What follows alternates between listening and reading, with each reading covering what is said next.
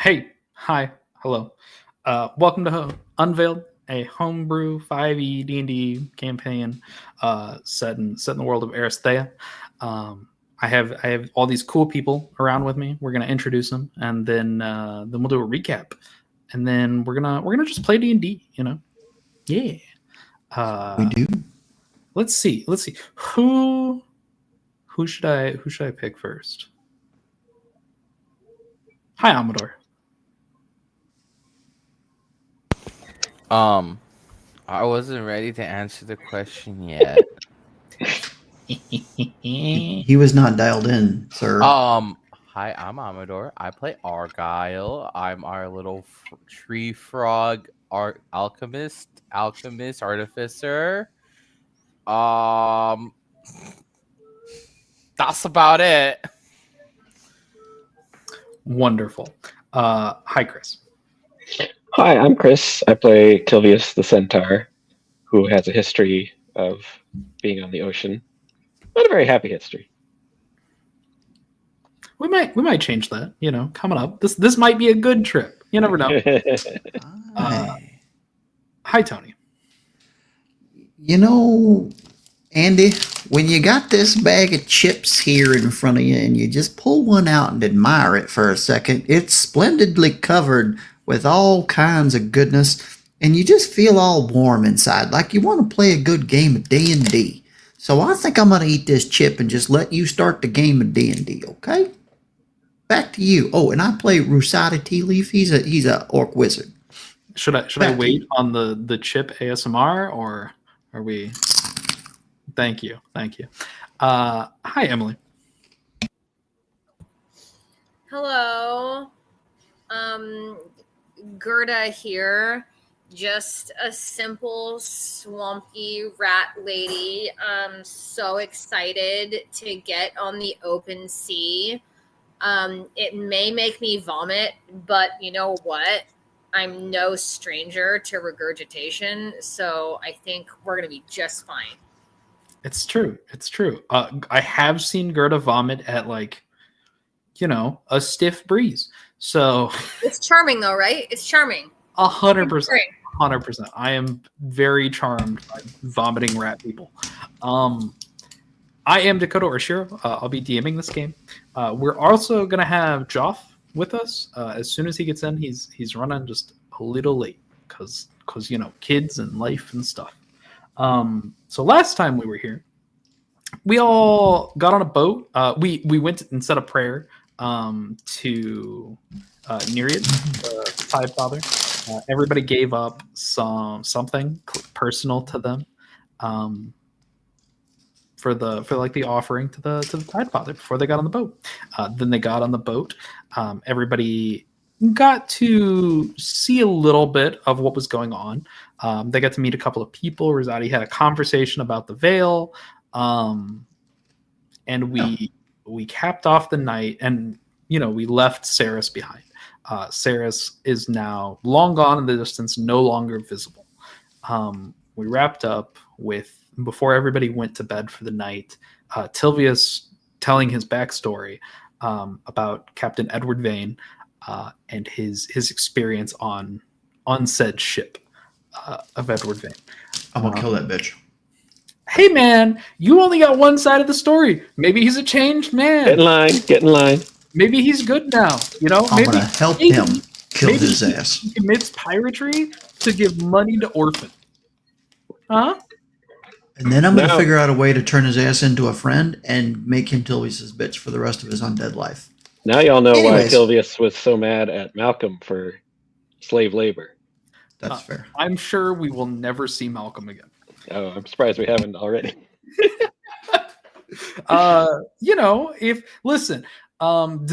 Before we get into the game today, just to have a really quick discussion, does anybody remember how Malcolm was described? Visually? Yeah. I wasn't like squat. But I'm gonna guess reminiscent of a turd. No, not at all. I don't. I don't remember actually. No. I just picture him as a used car salesman myself. if you remember, he had a very like fancy look to him. The armor that he was wearing had some type of crest on it. So Malcolm may come from means, and you are heading to two of the biggest cities in the world. So maybe we'll see Malcolm there. Maybe that has something to do with it. Little tidbit for later, maybe. So we're gonna jump into tonight. I'll give everybody a second as you're walking back to your cabin. It's kind of just like tucked away on the third level of the ship down here. You have to go down 2 flights of steps to get down back to your room. It's got hammocks laying out. It's got a couple of beds lined into the cabin or into like the ship here. Enough room for 6 people in this one. And as you guys head down, you've got a second to talk before you go to sleep. The veil has completely died out. It is dark. What you hear is footsteps and people kind of like walking around, making sure everything is good for sailing at night. There's people on the crew that work in shifts, so there are going to be people awake all throughout the night. But mostly, you just hear the water sloshing up against the hull and splitting as the ship sails through. You are muted, my friend. Not muted anymore. Tilvius, hey. I just kind of pull him off to the side as much as you can, in the corridor of the ship. Yeah. With the two of us who are two the 7 feet tall people. Yeah, 2 fucking giants. Anyways,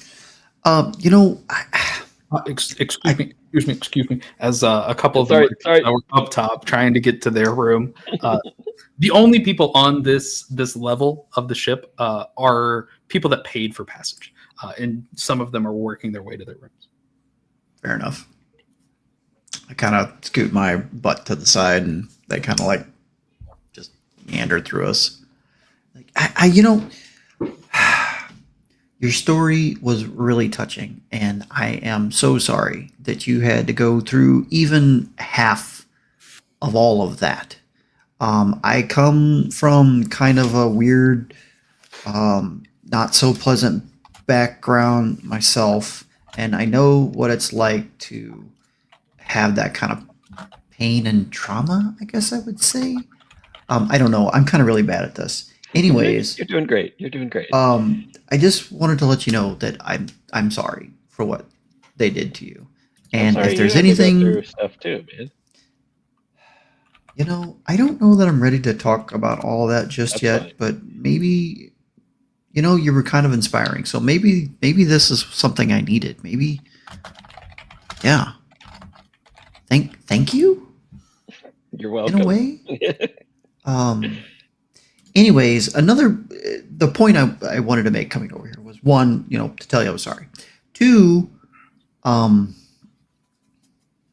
I have come to learn this like feeling inside of myself after becoming really good friends with all of you, and basically you're my family now. If that son of a bitch ever hurts you again, I'll help you kill him, and they won't find the body. I appreciate that. I'm not sure what I want to do with the body. I'm not kidding. I might want to display it. I can turn him into a friend, and he can be your friend, and you can do whatever you wish with your friend. I see. Consensual. Anyways, we won't go there. Yeah, I'll keep that under advisement. So, have a good night. Go get some rest. Sorry to keep you. I'm sorry. No worries, buddy. And I got you. And then I'll let him go past. Awkwardly, of course. I can actually want to head up to the deck. Yeah, 100%. I'm going to my room or my tent swingy thing, whatever. Yeah. Anybody else not heading to the room?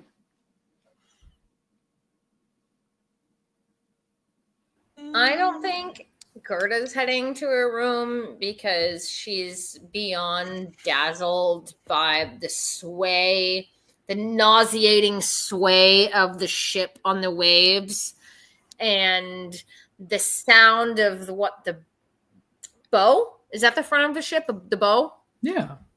The bow of the bow of the ship crashing against the waves and the stench of the sailors. She's all about it. So I think she's just gonna stay up for a teens and just chill and like bask in all of the smells and sounds. It is worth pointing out that at this point, sailors have given you like a rather large wooden bucket that you are just not using, right? Like you have no interest in this wooden bucket, but they gave you a wooden bucket to puke in. That's so sweet. Yeah, look at how nice they are to you. They just one look and they're like, I sense a puker.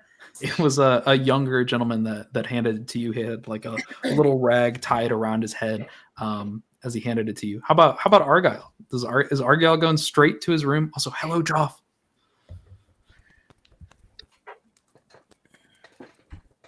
Yeah. You. Oh, I know. I was kidding. I'm a kidder.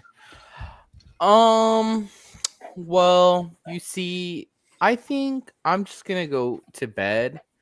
And do what I want to do in the morning. I think when everyone gets up, it's a rightful time to annoy them. Fair enough.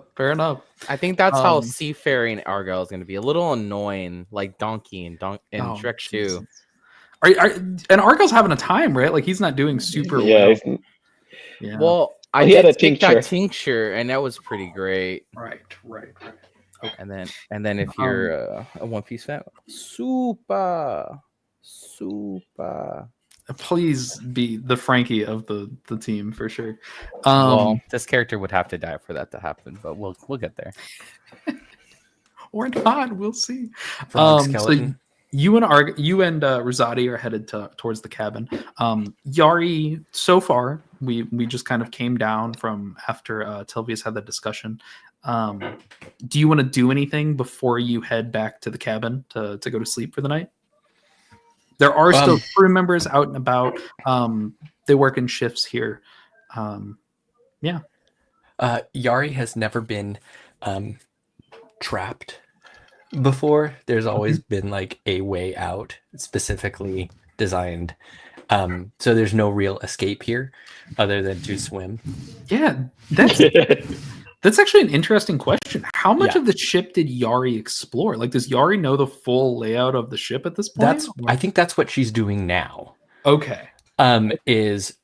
She's doing a full layout of the ship, finding out where she can hide, and kind of going around and seeing, like, she doesn't know the crew, and like, you know, as we discussed when we were building her character, I have all sorts of stupid amounts of like passive perception and stuff like that, but it's specifically geared towards, am I in trouble? And so she's going around trying to get a bead on the crew, anyone that she can see, to see like, do I feel like they're a threat? Do I feel like they could be a threat? How much, like, it's basically she's gauging the ship for like if she can trust it, or if she needs to like figure out a way to bag out as fast as possible. Okay. It's pretty easy to walk around. Nobody's going to stop you, and we'll get back to what all you find. Tilvius, what are you doing up on the deck? I would like to go to probably the bow. Okay. And watch the ocean. Take out Captain Edward Vane's concertina, the little tiny accordion that Serena stole for me from her father. And I would like just to play. Chris, time out. Yeah. Nice haircut. You look awesome. True. I would like to play just instrumental, slow, gentle, maybe a little mournful, sea sounding song on my concertina. Yeah. So it's gonna sound pretty good. This is something like you're very practiced at. Give me a song that Serena taught me. Yeah, give me a performance roll, not for the song to sound good, but to see who's listening. First roll is a 24. Goddamn. Okay. I have +9 to performance. Okay. Do you have dark vision? No, actually. Okay, so there are a few crew members as they're walking by that kind of look over to you, and they just kind of are like nodding along, like stepping to the beat of this music. They're enjoying it, but not in a more respectful way, right? This isn't a song to like jump and No, this jab is not at. a party song.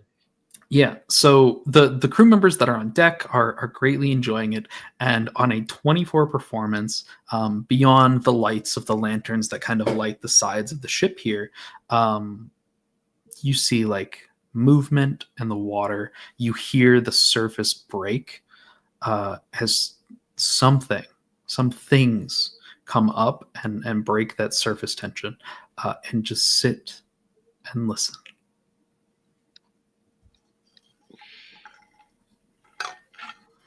I will pay them no mind. I'm playing my song and thinking of Serena.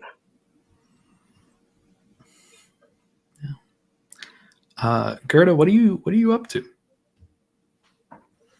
Well, if I'm on deck and I hear this concertina, I think I'm shuffling about where I'm in range, but also skulking in the shadows to where I don't actually have to interact with anybody. Yeah, you roll a stealth check just for my own shits and giggles. Roll a stealth check. I don't have my dice. Give me 1 second. Sorry. Okay. Sorry. Oh my god, how embarrassing, everybody. Okay.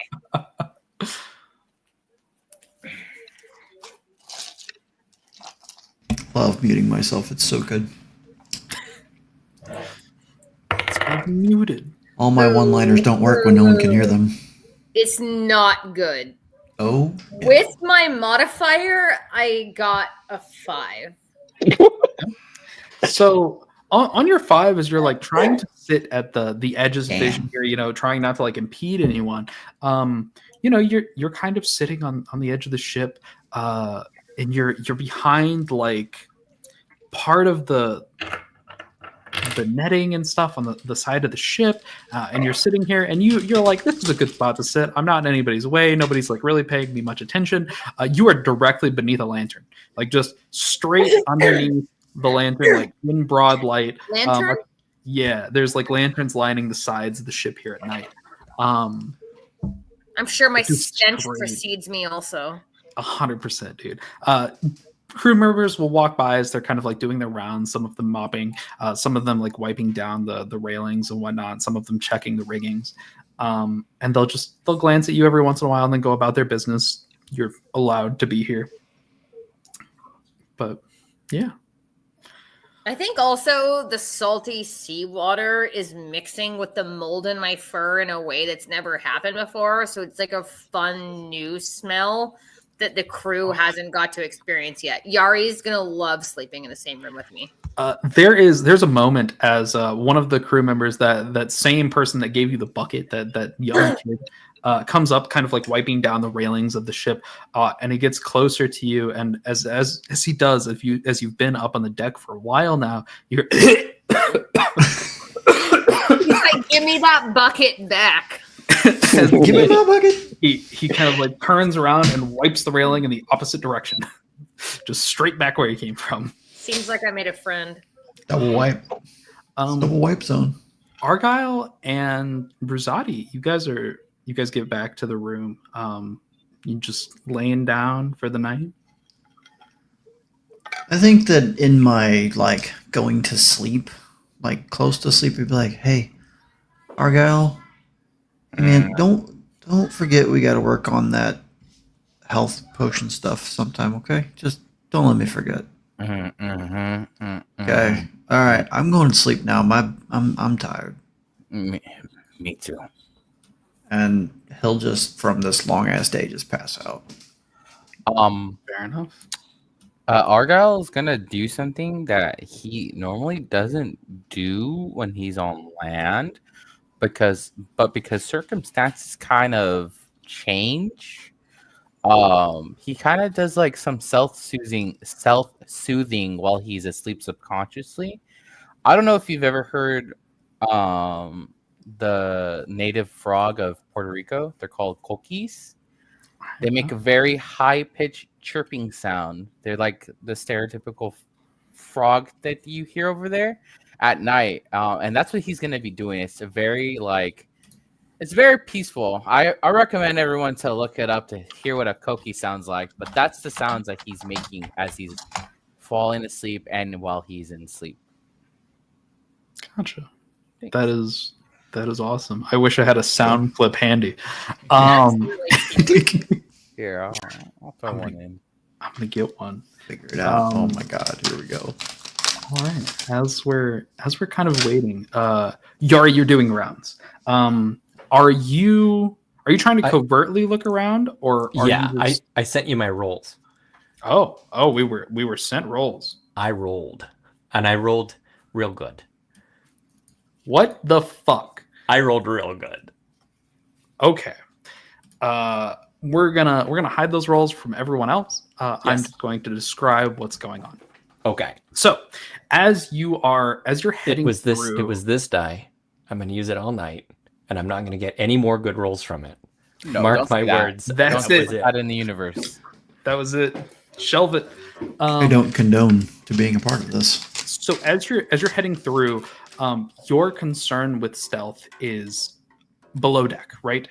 You've already seen what's above deck. You haven't been in those like captain's quarters that sit beneath the wheel. Is that something that you are interested in trying to get into, or are you mostly concerned with like what is open walking space for you? So I'm not interested in just what is open walking space. I am interested in whatever is tactical.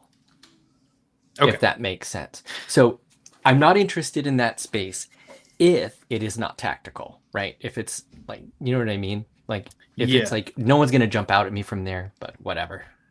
Yeah, I would say that's probably like the biggest space of mystery in the whole place. What you can see through the windows is like a desk inside, a large table, something sitting on the table, and like those windows in the back, right?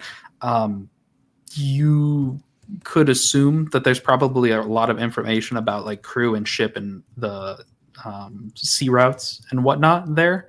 So if that's something you're interested in, that's something that you could try to get a look at. I will tell you on that insight, 100% the captain is probably in there right now. Okay. So as you go through the rest of the ship, you've already kind of seen the deck, right? This is a 3-mast ship. We already went over a little bit of the deck. There are 4 lower levels here, or 4 levels including the captain's quarters. The first level is where all of the little windows for like the guns sit. There are cannons aboard. They look a little different than cannons that you would see in our world. There's a bit of a magical element to them. The metal looks like it was shaped too well for this time period. It's too clean. Okay. There's nothing for you to like spark and fire here. You don't know how these shoot. They are just like smooth steel. Fair enough. She's never seen a cannon anyway. Yeah. This will be the first time I think anybody that's not been on a ship has seen a cannon. They're not really used outside of ship combat. That's mostly what sits on this like first row is like the cannons, and you see like some oars tucked away on the walls here. Some of the crewmates going back performing maintenance. As you get down to the next level, that's like living quarters for people that are staying on the ship, that are paying for passage. Towards the rear of the ship here, as you work your way back, you find the kitchen. It's on the same level that you all are living on.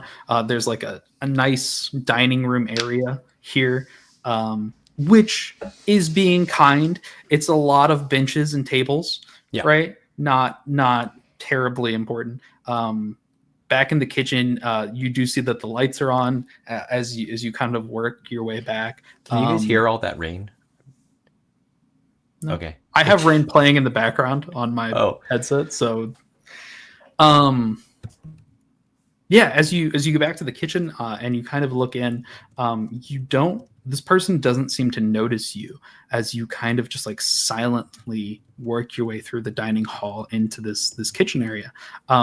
Standing up on a stool with a chef hat about as big as he is this small halfling individual just cutting away at carrots and potatoes on a board here. The stool is about the same height he is. So we've got a stool about the size of a halfling, and a hat about the size of a halfling. A threat? Well, Not a person. threat. Yeah. But I will say, as you are looking here, that guy knows how to handle a knife. Like, that's pretty impressive handling of a knife for someone. Okay. Yeah. That's what you get after that insight. As you're going through the rest of the ship, you head down to that next level. The level below this, towards the front of the ship, has the crew cabins. This is where a lot of the people are staying. You see a lot of them either getting ready to sleep, drinking, or eating through the night as they're getting ready to sleep off their shift. Towards one of the sides, you find like a room that has a bunch of empty beds, like glass cabinets here with a bunch of vials and whatnot inside of them. Glass cabinet? Glass On a cabinets boat. on a boat. Glass cabinets on a boat. You find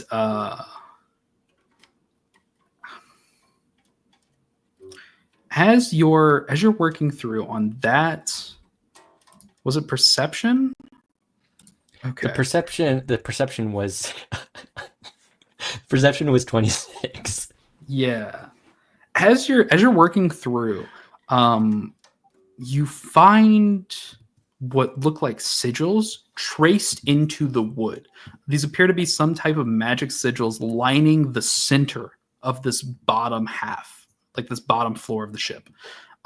They extend from one side to the other.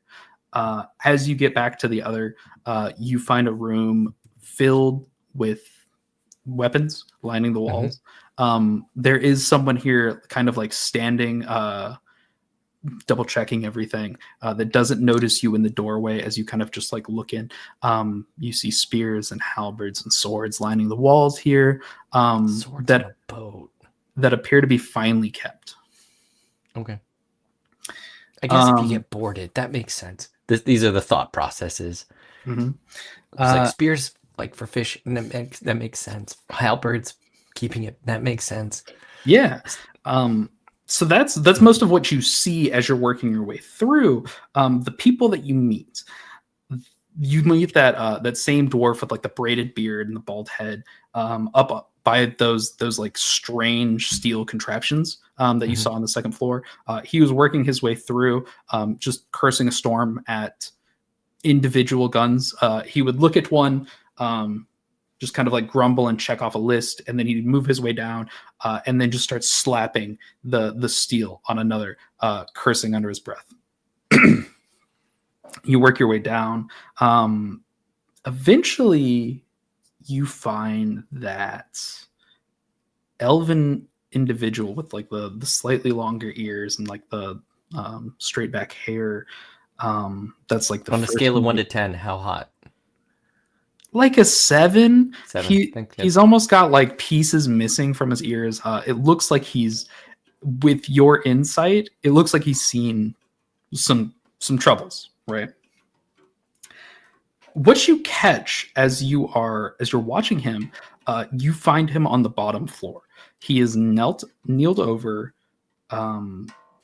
tracing one of those ruins on the ground, and you see like a light come from one of his fingers. He sits there for maybe 20 or 30 seconds, and then he gets up and moves to the next ruin on the ground and starts tracing that one as well. Is he learning them? Or No. is he is your understanding of Arcana on your insight. 0? This is an accomplished, like somebody that knows magic and is doing something for upkeep. This is like he's moving with like very practiced pace. He doesn't look like he's particularly trying. This looks like something he does a lot. And this is something that I'm getting from basically the crew as I go through. Right. I'm not getting threat vibes. I'm getting these people are doing their jobs. Correct. The only thing that you would get for threat vibes is, damn, this ship is armed. The only person I saw like really doing their jobs is somebody that has a bunch of magic, is working on cannons, and really knows how to use knives. Yeah.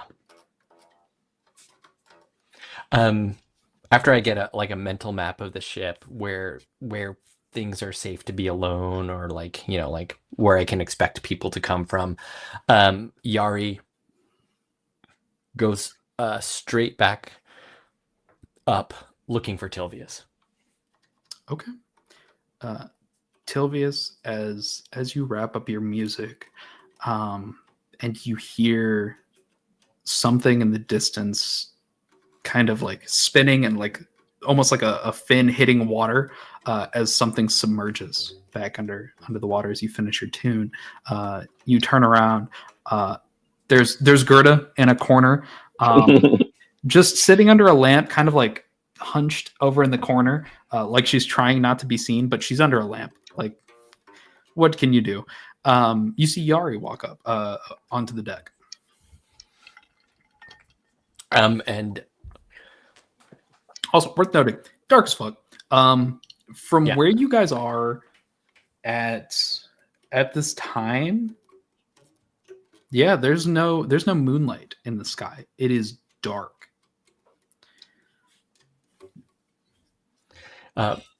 Yari walks up to Tilvius and goes, "Okay, I kind of have a mental map of the ship now, Oh, good.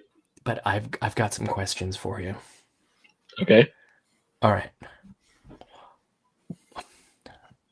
Have you been on one ship or multiple ships? Just the one.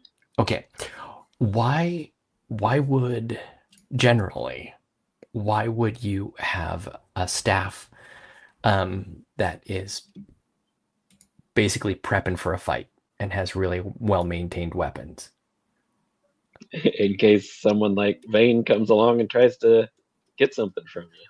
Are there a lot of pirates in these waters? I actually don't know. Okay. But Okay. you never know. Pirates don't just attack you when you want them to. You always got to be ready. Yeah. But there's no way. I mean, there's places to hide, but there's no way off this. Well, there's down. There's something in the water too, by the way. Uh-huh. I mean, I assumed that was normal. Is that not normal? Not to my knowledge. Okay. Well, I mean, yeah, there was something big at one point. I haven't looked over in a I believe while. Argyle saw it, or saw that there was something in the water. We should probably ask about that at some point. Okay. Listen, Yari, Yeah. the only way off the ship is out Yeah. and down, which Yeah. is not pleasant this far from land. Yeah. I'm pretty sure that maybe Argyle can fly. Oh yeah, he's made me fly. Yeah.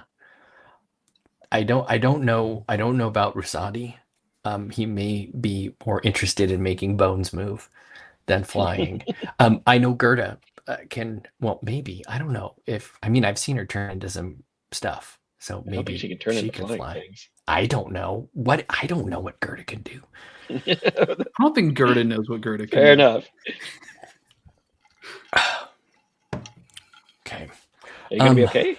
I can make you fly spiritually. You say from the corner. Just like not next to you as part of the conversation, just off in the corner underneath the lamp. Just I have big ears. Yeah. true. Do you have keen senses?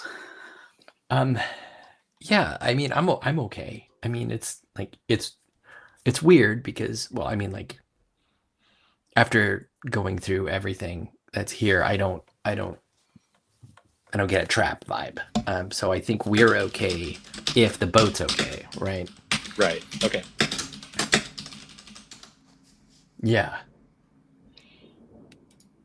What's really funny in real life, I don't know if you guys heard that, but right after I said I don't get a trap vibe, so we're okay if the boat's okay. Thunder rolled out Oh no, we outside. didn't hear it. It was pretty cool. Perfect timing. Um, I'm gonna.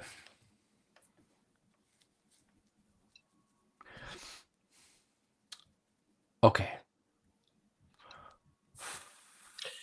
I want to go to my room and I want to try and have a private conversation with somebody.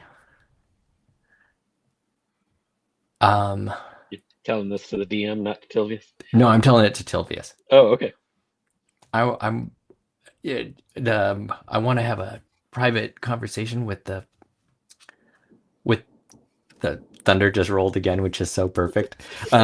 With the fella that follows me around.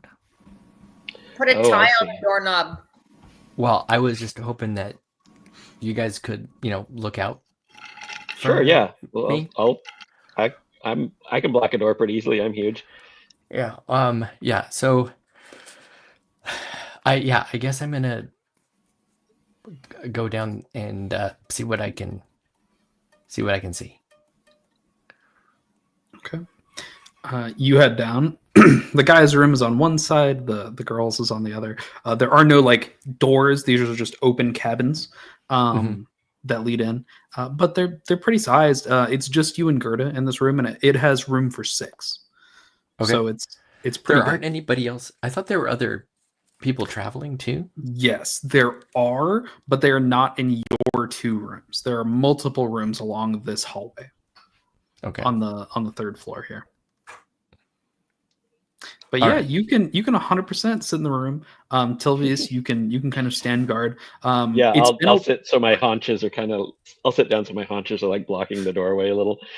It's been a while at this point. Like Rosati and Argyle have probably been asleep for like an hour and a half at this point. Hear that chirping sound?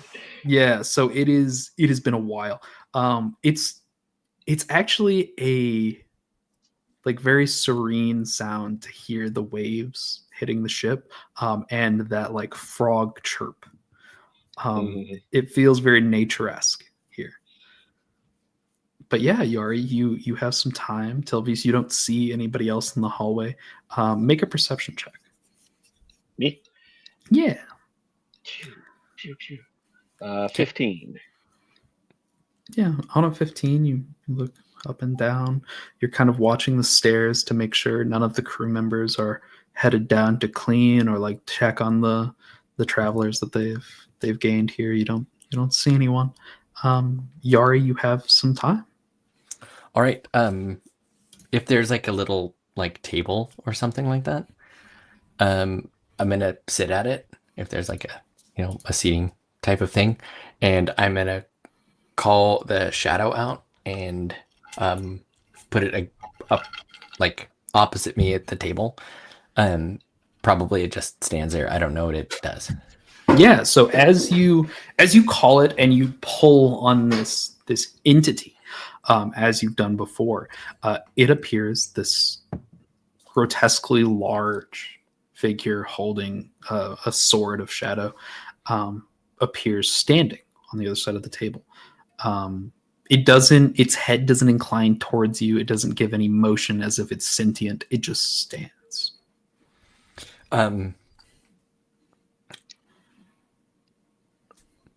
Yari takes the pack that has the sword in it and puts it on the table.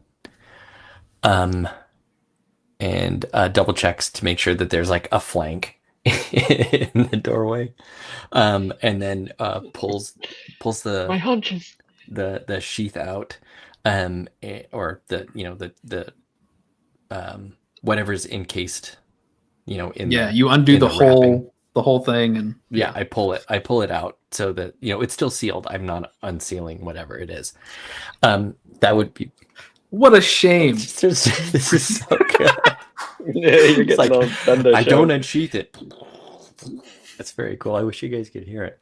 We'll get it in the editing. Don't worry. Nice.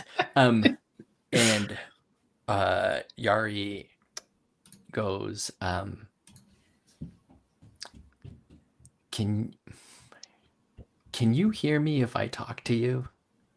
And waits a beat. Silence.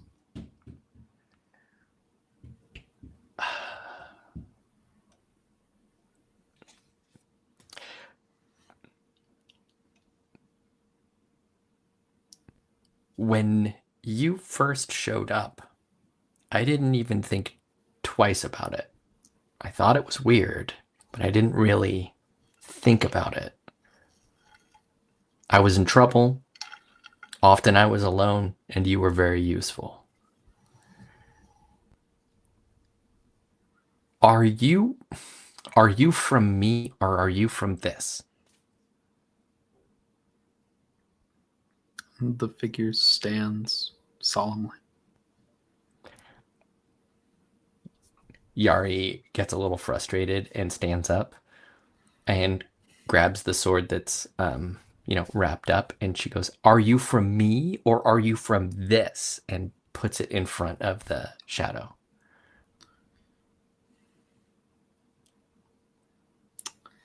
Make me a roll. You tell me what the roll is. Gosh, let's see. What would make sense? Persuasion or intimidation? Yeah, she's mad. Yeah, I think it's intimidation. It's a terrible roll for me, but I think it's intimidation. Yeah, that's a 9. Okay. On a 9, with your passive perception, there is the slightest movement where this creature's head is as like the shadows flow. There's a slight turn. Anybody else wouldn't have noticed it as you thrust the sword in front of it.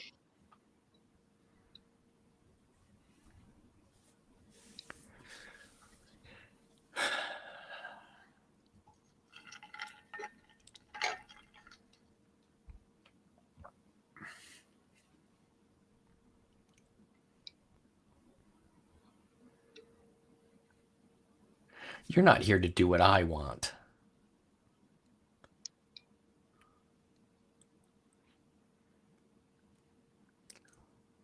You just do it. And not all the time.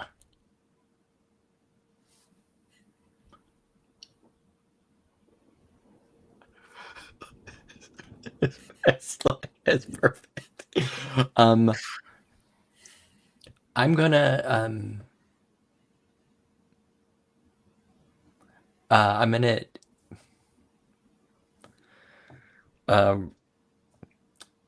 roll. Tell me evens or odds. Evens. Evens. Yari's gonna hit it with the sword, the wrapped one. Roll an attack. Okay. I don't know the modifier for that, so I just roll straight. Yeah, you're not attuned to this. This thing is wrapped.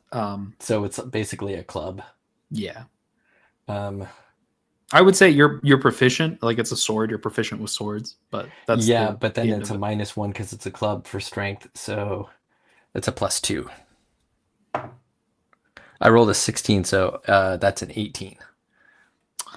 So 18 as you Hits my armor class. hits your armor class. Okay. Yeah.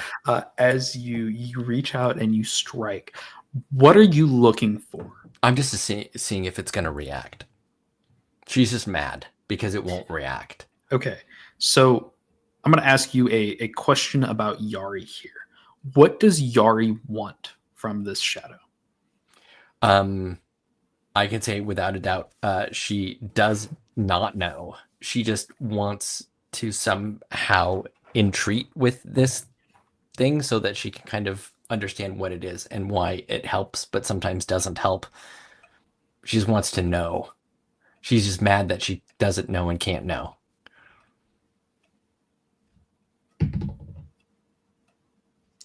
Okay. On that attack roll, as you reach out, you're not really sure what you're expecting here. You're not sure what this thing is going to Just do. a mechanical point of order. If it does even 1 point of damage, the thing dissipates. Yeah.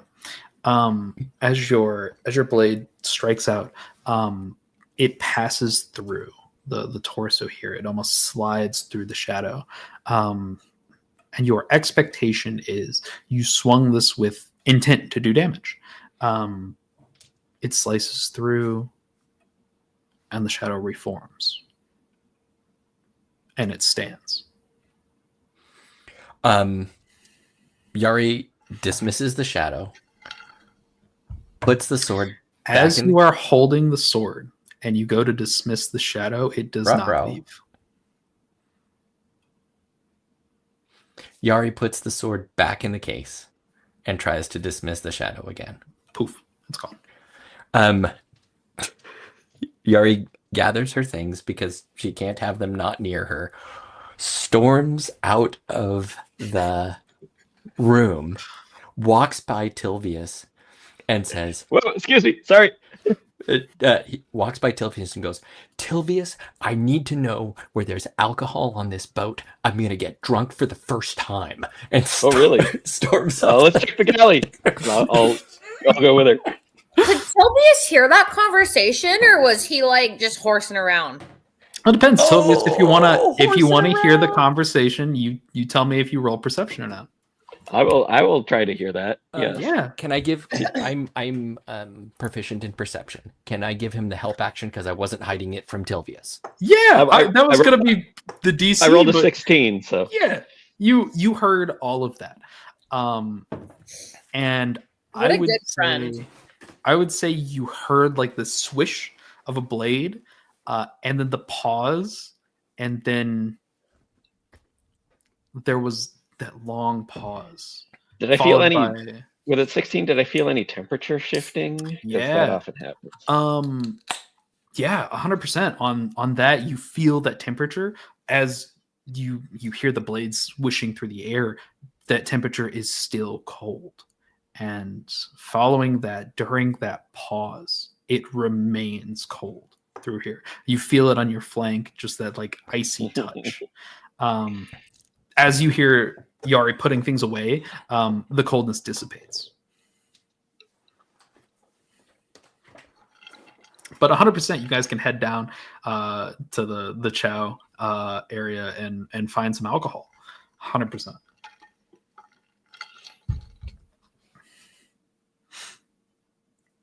Are we leaving Yari and Tilvius to get a little fucked up as we move?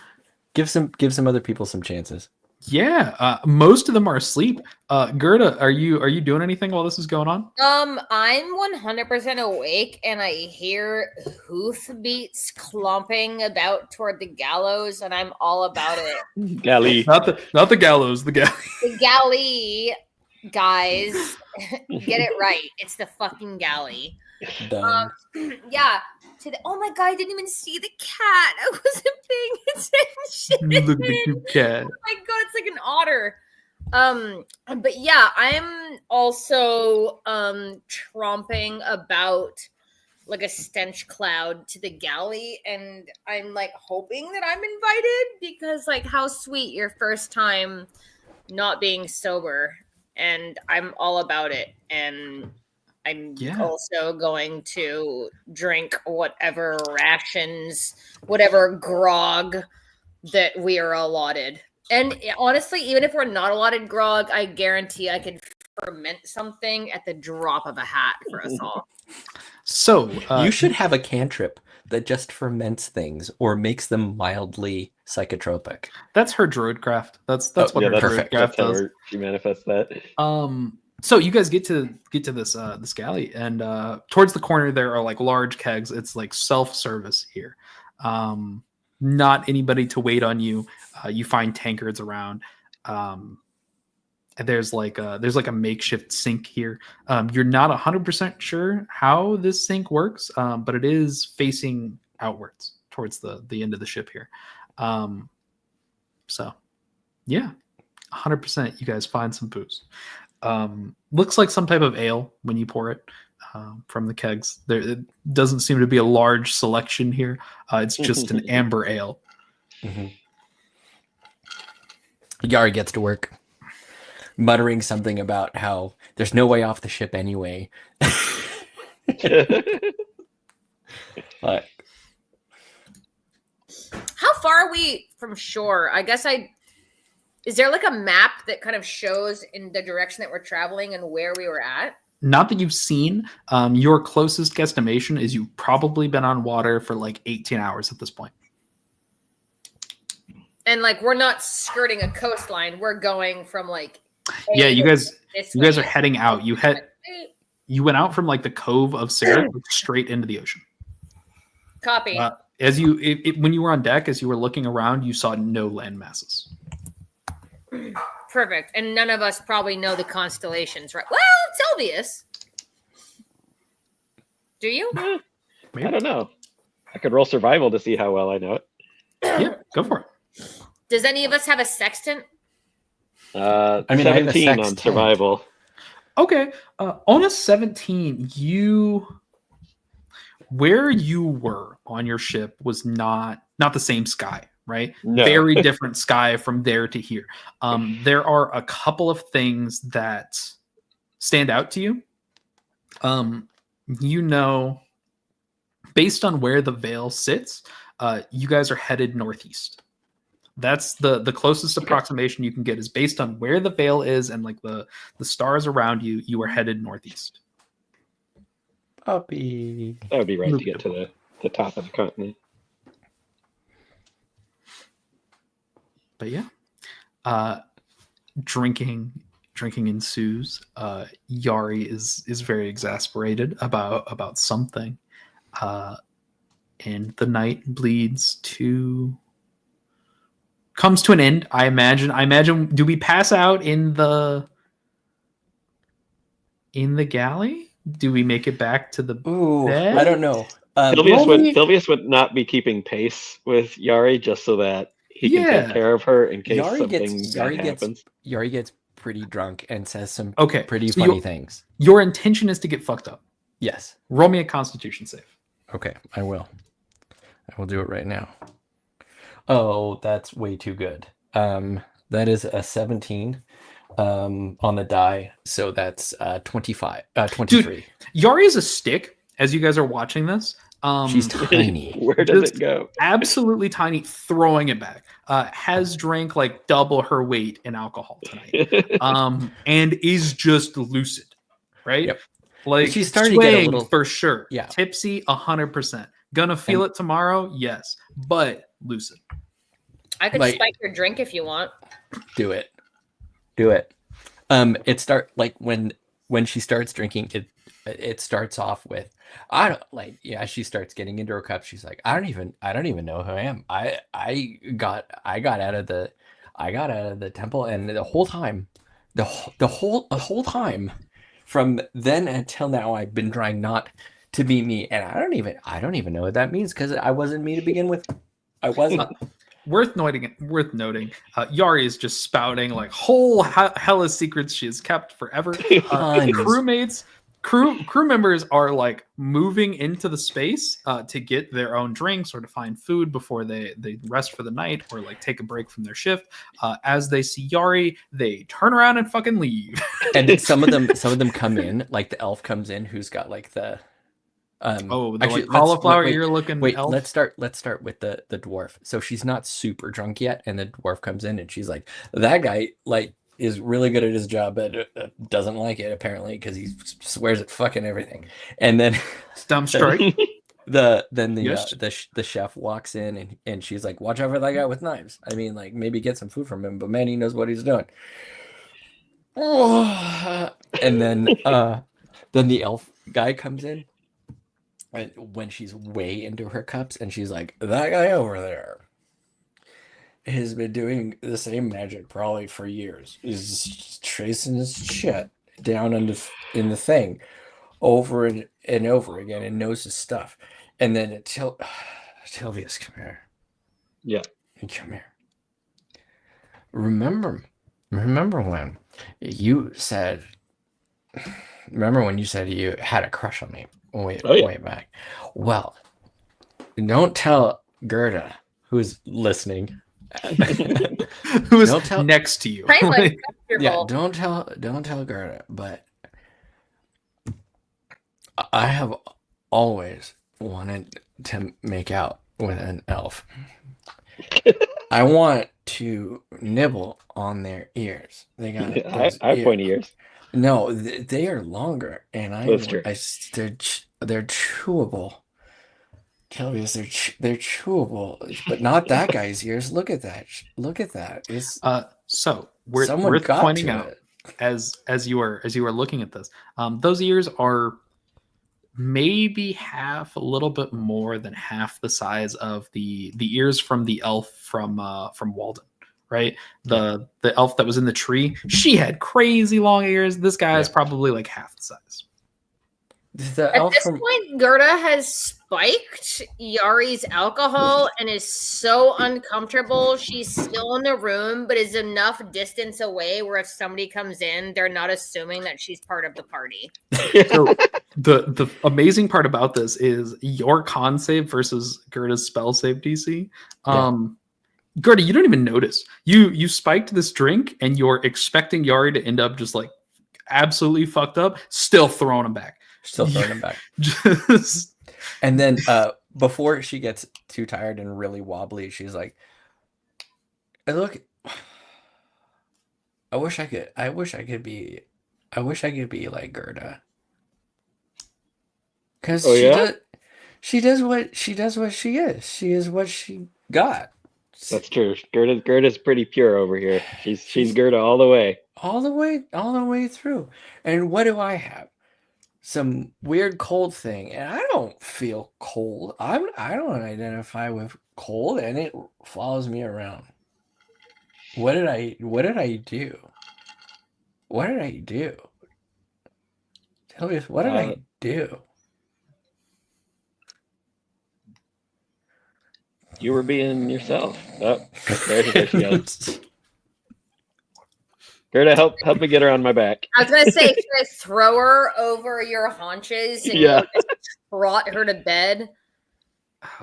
Oh there are man, a couple Can I- of blokes. Yeah, what's up? can I do something really funny as you guys are walking down like whatever the Don't puke hallway? down his flank. No, this is way cooler. As you like Yari's on Tilvius's back as you're walking down to put her in the room, and all of a sudden all of her gear falls off of Tilvius, and a two-tailed Oh, no. black fox falls on the other side.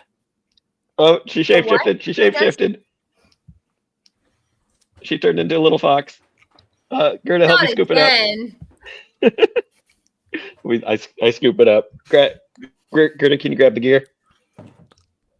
I got you. I'm also gonna scoop some up with my tail because I feel like I don't utilize that enough. I love that. You guys walk back, carrying Yari and Yari's effects back to the room. You kind of like make a little nest out of the what blankets there are here. As you set Yari's fox form down, and everybody sleeps through the night. Some of you find it easier than others to sleep through the frog noises and the water slapping against the hull of the ship. And some of you find it to be the most soothing sound.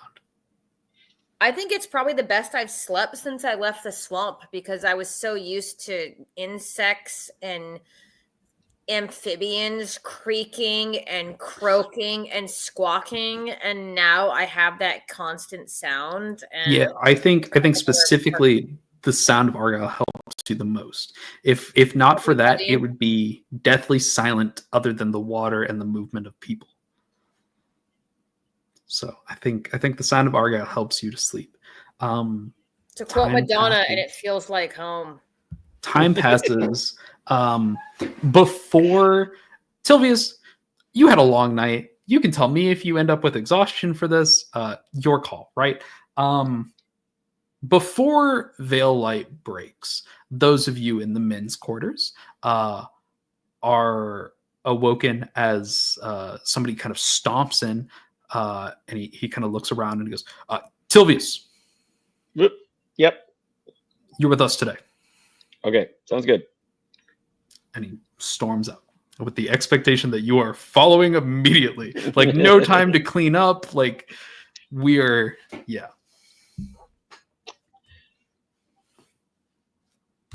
I woke up. Okay. You head out after him. Your shift here is not like super long. They're not really working to the bone. Mostly you are double checking rigging for the sails, making sure the sails are maintained with the air or with the wind here, and just making sure everything is tip top and functioning. No rips. Ropes are tied. Ropes are secured. Everything's like pulled taut. That sort of thing is what you're concerned with. Nothing that you really have issues with. I'm not going to make you roll for this. During this time, everybody else has a little bit more time to wake up. I assume the guys probably go back to bed after Tilvius gets hauled out because it is early. So, some time passes. Veil light bleeds in through the little portholes that you all have. Tilvius, your early morning shift comes to an end, and you're allowed a bit of freedom here.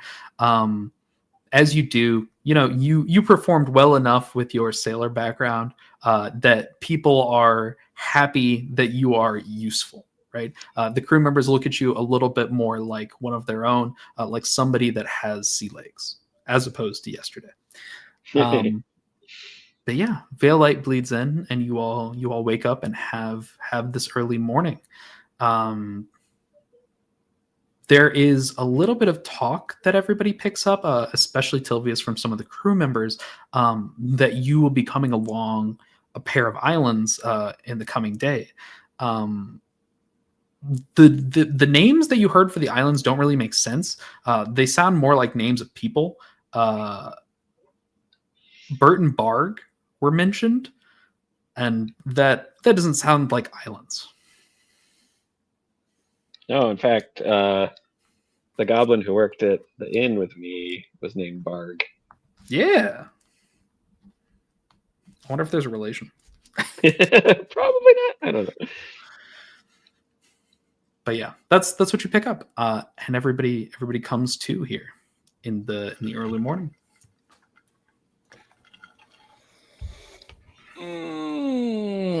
There's an eep sound from the girl's room.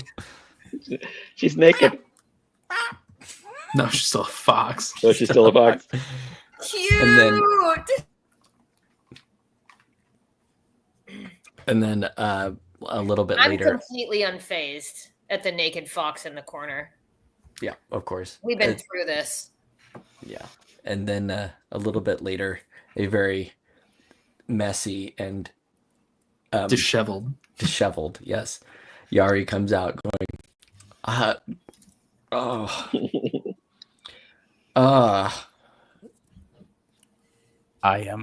mean this in the nice way possible, but you look like shit. I feel bad. You That look like felt good in the moment, and then it felt like I had to keep going in the moment. And now I feel very bad. Those of you that were there, if you understand alcohol, that motherfucker should be dead.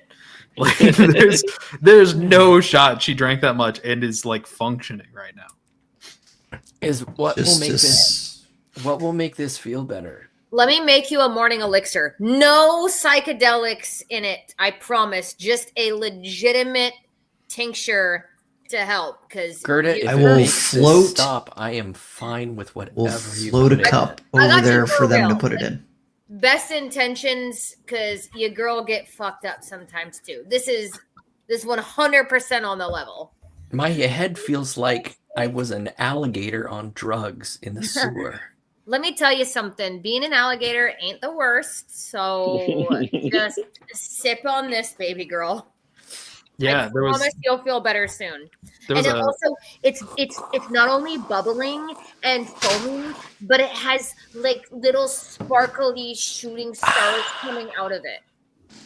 So, Rosati, as you float the cup over to Gerda, Gerda kind of looks at it and grabs it and flips around, and there's like that sound of scurrying that What? Gerda does as she makes something. She is doing something behind her back with this cup. She turns around with this and hands it to you. Yeah. That Yari is. drinks it, doesn't even think about Yeah. And Yeah, I just. Gerda, give me a just roll a d20. With like no modifier, just we doing it. Yeah. Okay. Just a little luck check. Come on. This dice been fucking me lately, so DM, it. I just rolled 2 dice. do it. You can do it. I'm gonna preemptively roll a Constitution check. I got a 10. I would like to switch her roll with mine. 4. A 19 Oh, on the for- dice. Fuck's sake. Come Okay. on, this was a well-intentioned drink. No, that's No, that- really No, good. no, this is Yeah, what you good. want. That's Wait. very good. No, that's We what I'm just- saying. Let's let that happen. I want the 19. Yeah, that's Oh, very yes. good. Thank you.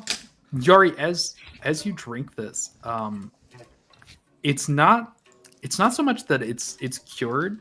It's more like there is like a fog in your head, and you don't feel like the pain or like the headache or anything that was going on, the soreness.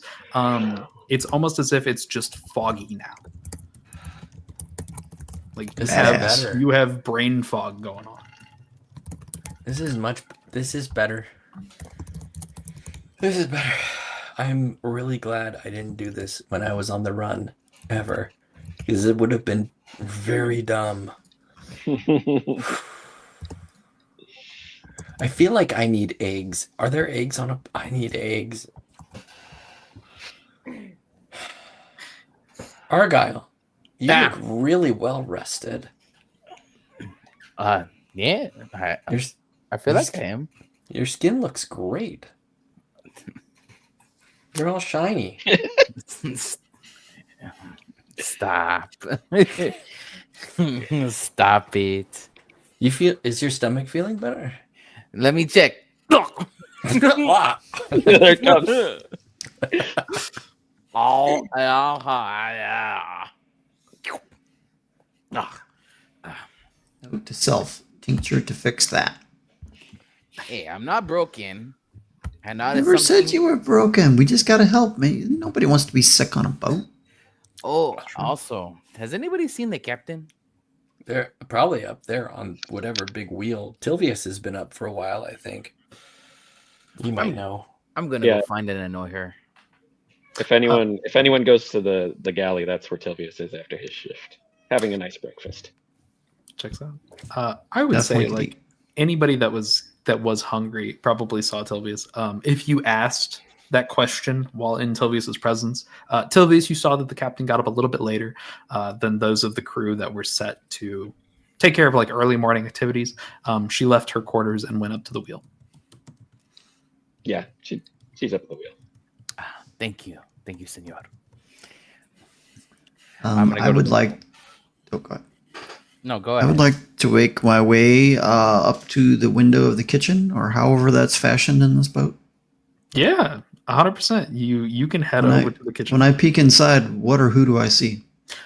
So once again, you see a couple of like people, some of them wearing chef's hats, most of them wearing some type of apron, very stocky fellow in the corner, one like very thin, bald individual. Actually, now that you're looking at it, everyone in this room is bald or wearing a hat to the point where you cannot see if they have hair. It doesn't seem like there's a lot of hair going on in this kitchen. And you do see this like small halfling with a halfling sized hat, kind of like throwing things into a large pot. When you see that halfling, for some reason, Yari is there and goes, "Don't fuck with him," and then is out of the picture. He's just sitting there taking this all in, and I just picture this little foxhead, like, oh, okay, and then. Anyways, beautiful. Love that. I just want to take stock of who all is here. And maybe just take like 30 seconds to notice any like if anybody says anything that catches one of the other's attention, like knowingly, like, hey, I like that. Like, they would be talking about something, and one would say something. Oh yeah, I like that. I want to get like personal details of the folks in this kitchen. Okay. Yeah, you catch a couple of names. Uh, the main chef, the head chef here, is named Tato. That's the little Tato? halfling guy, Tato. He seems to have a good time. You caught him moving a couple of the spices and things that the other chefs were using, almost like he's keeping them on their toes or playing a prank. You're not sure which. You catch like a very like fluty laugh from him as some of the chefs are cracking jokes. A couple of the other ones that stand out are like that very heavy set individual. You find out that they're referring to him as Wedge. He seems like a very very like serious, stern individual, but very delicate as he's working here. And then you catch that like very thin bald guy again as he's also working on this like large pot of things that people are throwing in. It looks like he's working on some type of broth for it. His name's Biggs. We got Biggs, Wedge, and Tato. Does Biggs talk like a gangster? You know, he might. He just might. Do they stay on Figure. target? They do stay on target. They Oh, 100% stay on target. So I'm glad somebody so got great. it. All right, I will.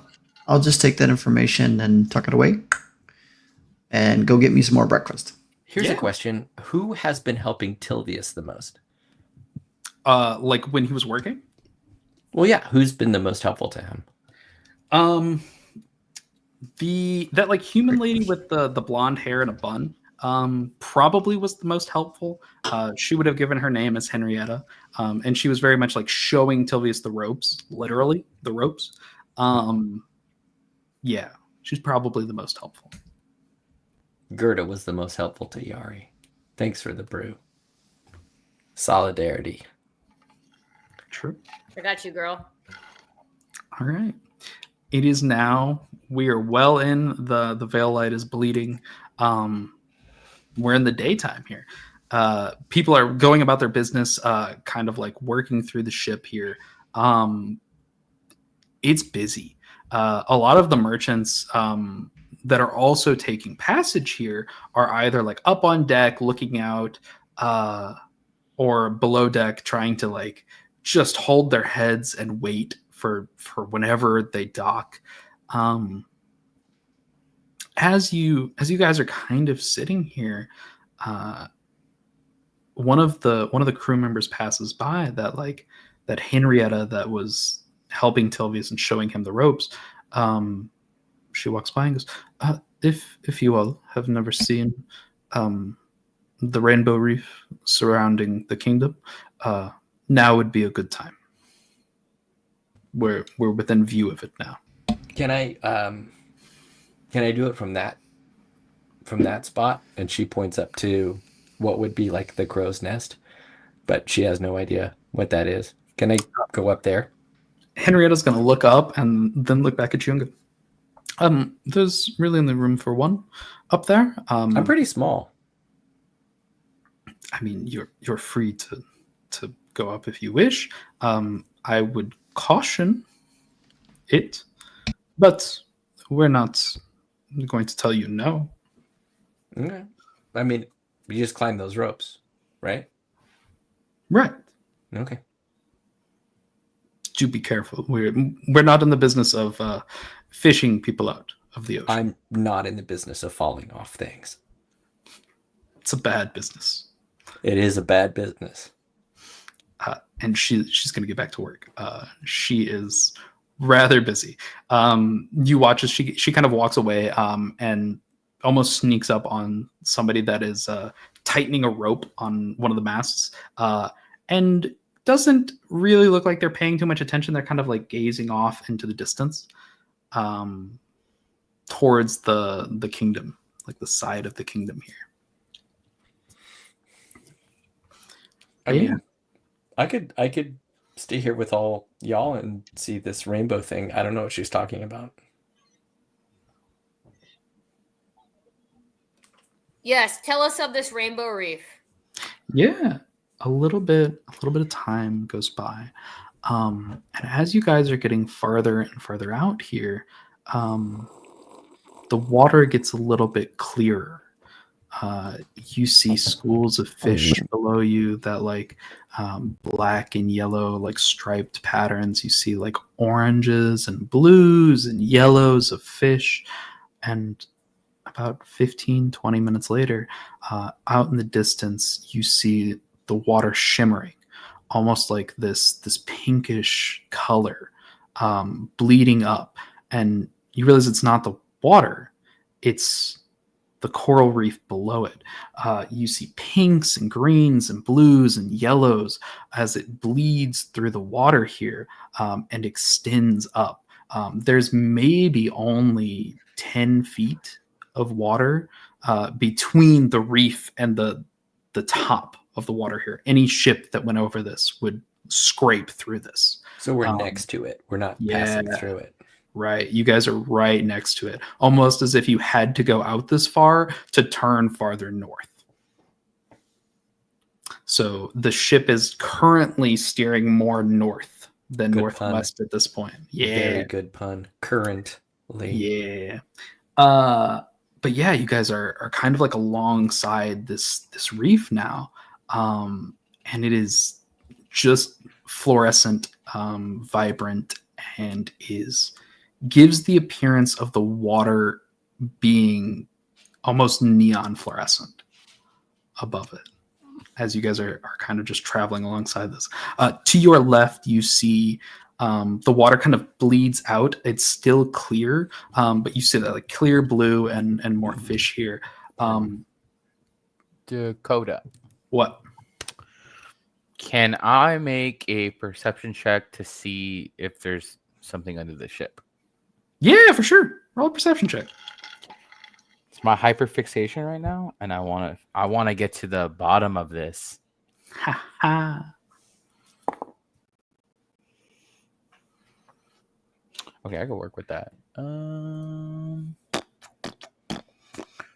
Perception 15. 15. 15. You kind of look over the edge of the ship, and you're feeling much better about being on the water at this point. You've been on it for over 24 hours now. You're feeling a lot better. Sleep helped a lot. You look over the side of the ship, and as you lean over and you look down, immediately staring back at you is like a rather large, probably like 20 feet long, just big ass turtle. Just huge fucking turtle, just kind of like staring up at you. And as you look down over at it, it like makes eye contact with you, stares at you for a second, and then dips down and swims beneath the ship.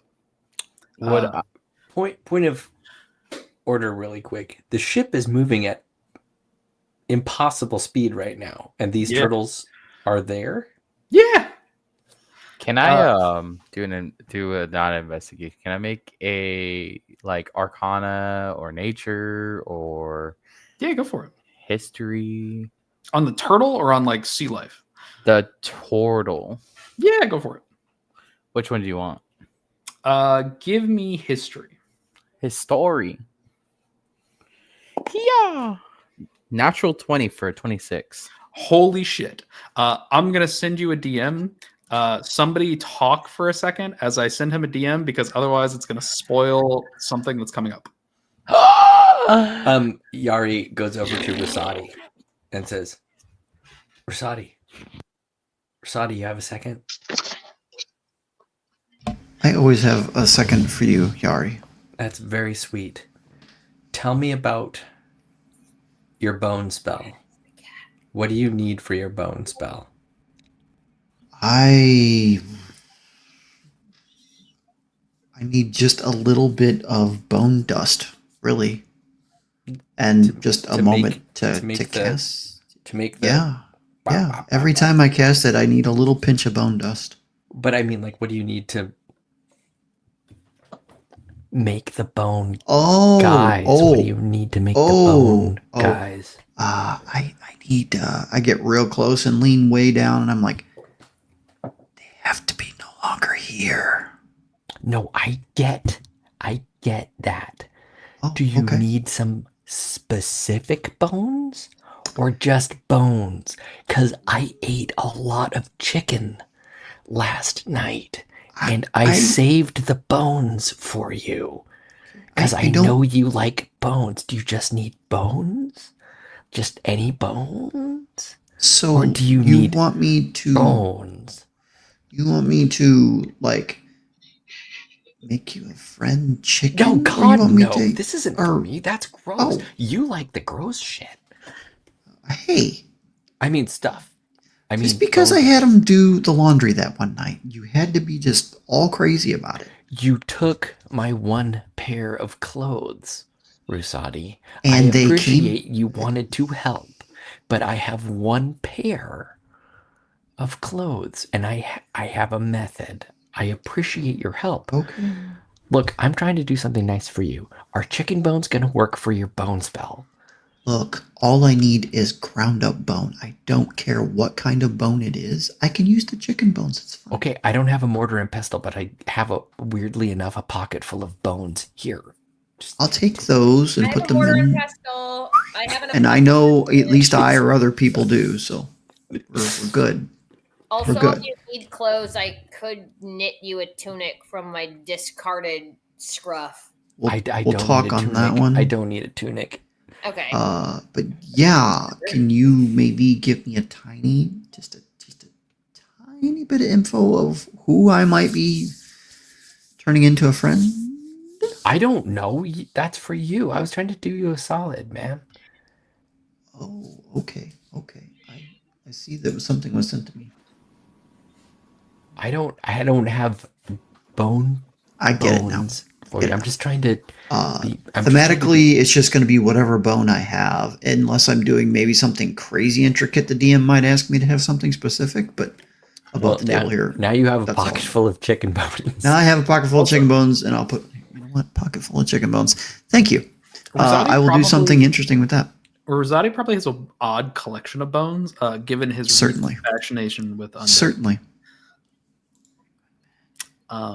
Yeah. So does anybody want to do anything as the ship is going? You've maybe got like 4 or 5 hours before you can guess. Like the crew's been talking about the upcoming islands being in view here. It's not hard. I'm not going to make anybody roll perception here. These are not inhabited and are not. We're not stopping at these islands, right? But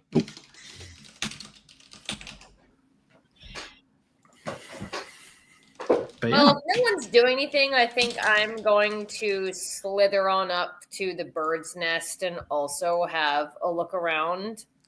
I'm very interested, and if no one's up there for a bit, or if I have at least even 20 minutes by myself, I think I'm probably going to consume some sort of intense but short-lived psychedelic and see God.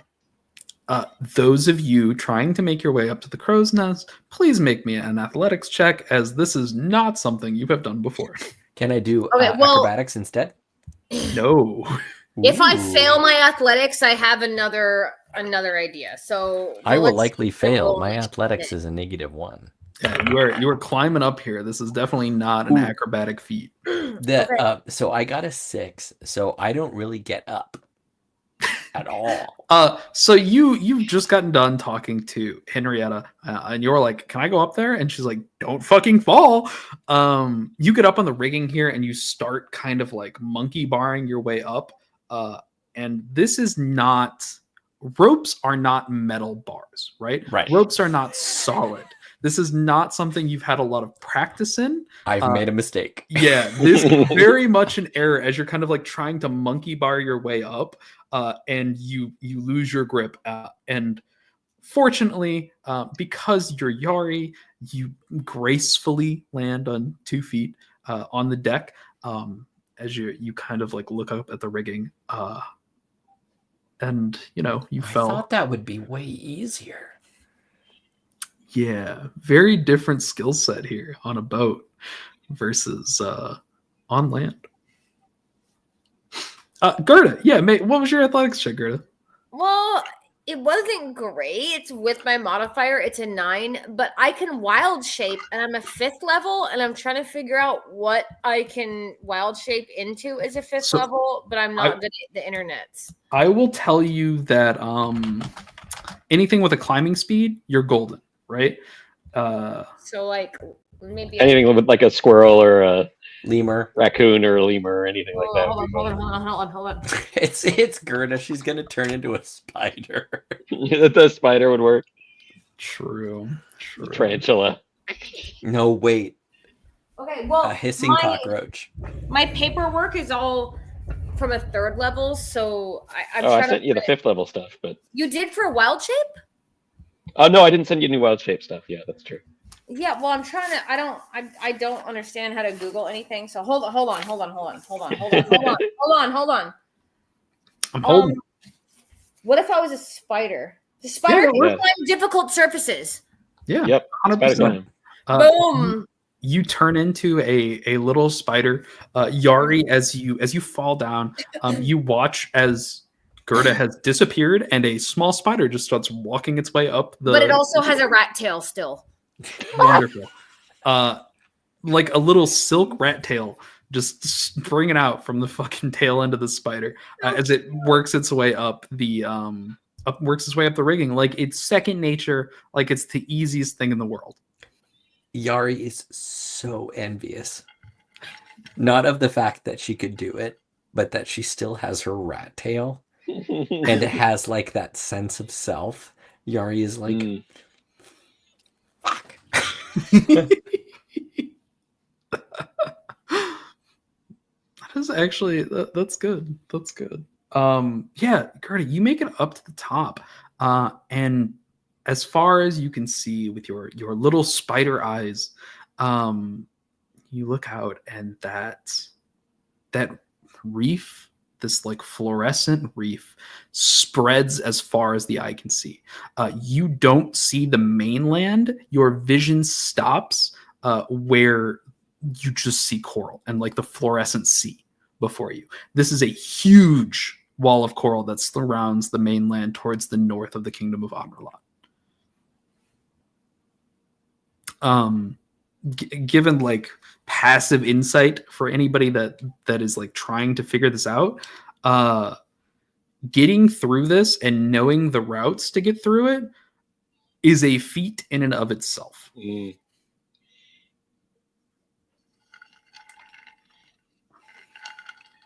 I would like to find Henrietta, and when she's not too busy of a moment. Yeah, she just got done kind of like helping, going up to that guy that was tying without very much interest in what he was doing, Right, slapping him upside the head and forcing him to break down the knot and retie it. She turns around and you're standing there. She looks at you. Can I ask you something, Henrietta? Yes. What? I don't know protocol, but there are things underneath the boat, aren't there? What do you mean? Like coming along with us. There are fish the world over. Do you... something larger than that? I think when I was out here last night, there were things coming to the surface and flopping around. I can't see very well in the dark, so I couldn't tell what they were. She gives you like a confused look and kind of tilts her head. Nothing that follows the boat specifically. Plenty of fish are around, but insight check. Yeah. 24. Yeah, this is not someone that is prone to lying. She definitely doesn't know of any fish that follow this boat specifically. Okay. All right. Well, it was kind of weird, but all right. Thank you. That is odd. Did you see the fish? Is it something that has appeared multiple times, or was it just? Not to me. I just heard them more than saw them. Just like darkness, because it was in the middle of the night. But I think one of my other friends might have seen something too. Which one? And it's Argyle up on deck. Yeah, Argyle's looking for the captain. Of course I am. I am looking for the captain. He's hard to miss, and I point out Yeah, he's currently having a conversation with the captain. Henrietta looks and goes, I'll talk to him in a bit. Thank you. And she walks off. As she's kind of walking off, she sees somebody that is just kind of like leaning on their mop, like just eyes closed. And she walks over, slaps him upside the head, and continues on her way. So that'll what's Argyle talking with the captain about? Yeah, that'll segue us into Argyle. Argyle, you heard Yippee. captain's up top. She left her quarters. She's at the wheel. Perfect. That's my time, baby. And you head up to the deck. Yep. You take those stairs up to the topmost level of the ship, and standing there at the wheel is the captain. Rather than her hair kind of twisted into those twin tails that she had before, it's straight down here, tied into like a single ponytail behind her. How long is her ponytail? Waist level. It's pretty long. Yeah, very long hair. Yeah, Argyle is gonna approach her, little flappy feet in tow. The second you take a step onto the top level from the step, you watch that head in that same like bird-like motion just snap towards you, and then look back back at the sea. She's probably way taller than me. I'm gonna look up to her and be like, Senora, I do not mean to bother you or anything on your captain-like duties, but do you particularly know anything, I don't know, that lives under the ship or is attached to the ship? I think I saw something under there other than what I saw earlier. How big? I'd like to say this is the time that Yari falls. So in the background, you see just Yari falling in the background. We're Yes, not even 100%. contact either. Don't mind that. They usually don't mind that. Just not paying attention. She looks at you and just, how big was it? pretty big, honestly. Could have been a leviathan, a kraken. No, it was turtle in nature. I think we would know if it was a kraken. like a large, like ship size turtle, or like are we talking 10 to 20 feet long? What are we? Well, yesterday was pretty big, but today was about 20 feet. And it was a turtle yesterday. See, I mean, yes. I will tell you, Argyle, you were not sure it was a turtle yesterday. Was I not sure? You were not sure it was a turtle yesterday. It was a big thing then. That's how I would say it. She kind of looks at you. Okay. Noted. There are many large fish in the sea. Part of the ship is warded to keep sea life away. Well, that's kind of messed up. Don't you want to have sea life? Not devouring the ship, no. Oh, well, I guess that's fair. I've never been on a ship. This is my first time being on a ship. Do you know that? Yes, I'm aware. Well, anyways, how is your first time on the ship? my stomach comes out of my mouth sometimes. So that was interesting to learn. I've never been that sick before. Stare at the horizon. Why would I do that? The sun's there. I'm going to go blind. What's a sun? Oh, the veil light is right there. It's going to hurt my eyes. Dude, you have no idea how happy I am because I've fucked up the veil so many times and been corrected. Hell yeah. Yeah, she just stare at the horizon. It helps with the feeling. Okay, well. But there are so many large fish or creatures that it could have been. All right, well, I guess I shouldn't be too concerned. Well, also, here's my next question. Is there any part of the journey that we should actually be worried about? I think we should have asked that, but is there any, you know, even if it's weeks out, isn't there anything we should be prepared for? Once we pass these next two islands, we are in parts of the sea that are less patrolled by Enrelot ships. If we were to encounter pirates or other vessels, that would be the time. If you were concerned about that and not attacks by sea creatures, that would be the time to be concerned before we get to Caleb. Personally, I'm not as scared about the pirates as I am about what is out there. If you think about it, the ocean is just like the sky above us. It's unknown and undiscovered, at least most of it. She leaves one hand on the wheel and actually turns to look at you for the first time in this conversation. I feel honored. Yeah, for the first time, she actually looks at you. She goes, "Yes, you're exactly right." And she looks back out the sea. I don't know if anybody's ever told you this, but you're a pretty good captain. And he's gonna walk off. Okay. You walk off away from this individual. Yeah. What's if you're here, what the fuck's Rosati doing? Well, Yari's fallen. Argyle had a conversation with the captain. Oh, also Argyle. Henriette is gonna come up to you and ask you what you know about the big ass fish that you saw and the big turtle that you saw. And you can tell her what you will. Yeah. Have we met? Have we actually met before? I don't think so. Not officially. I'm Argyle. Nice to meet you. Yeah. She'll introduce herself as Henrietta. But as we were passing by the what is it called? Como le dice? The islands. I did see a big turtle, like a 20-footer. It looked at me, I looked at him, and then he kind of went away.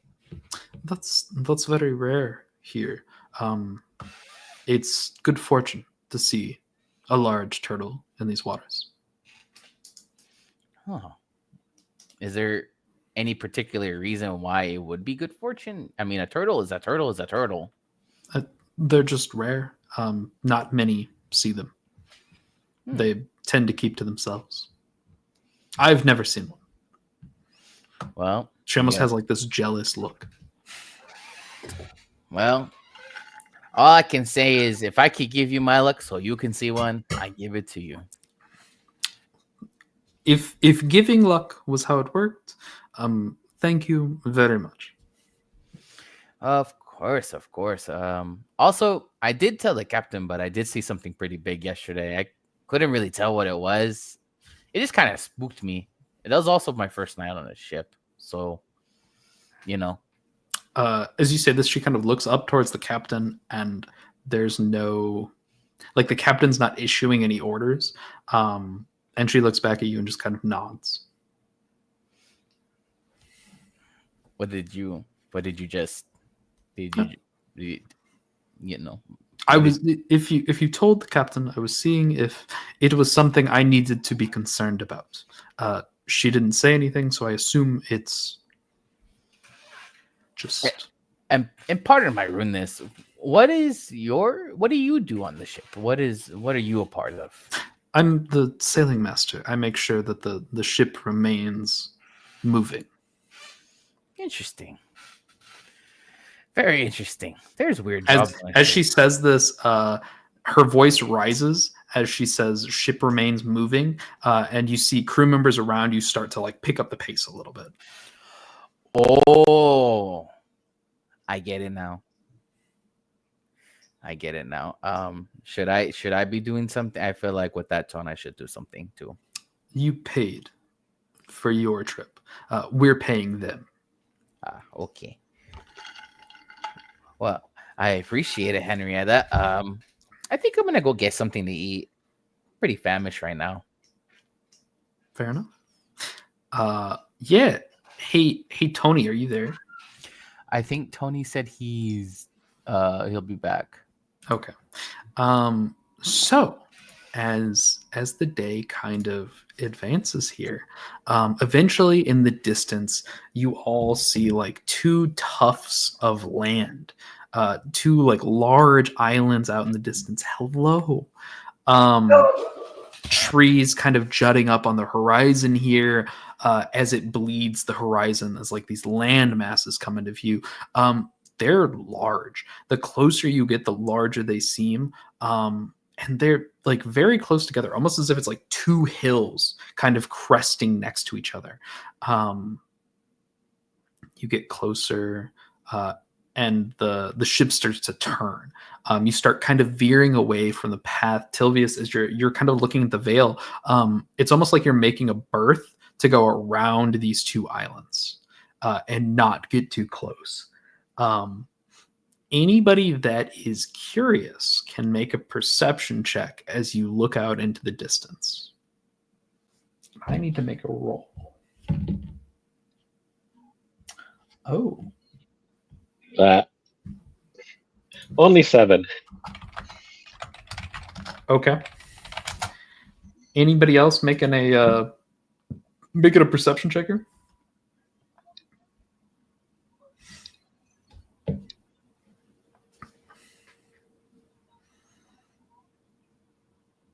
Oh, okay. While we're making or not making perception checks, I'll ask you to hold that roll as I ask Ruzadi if he wants to do anything this morning.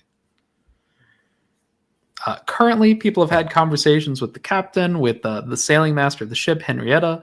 Yari fell off some rigging that she was trying to climb. Gerda transformed into a spider and climbed some rigging.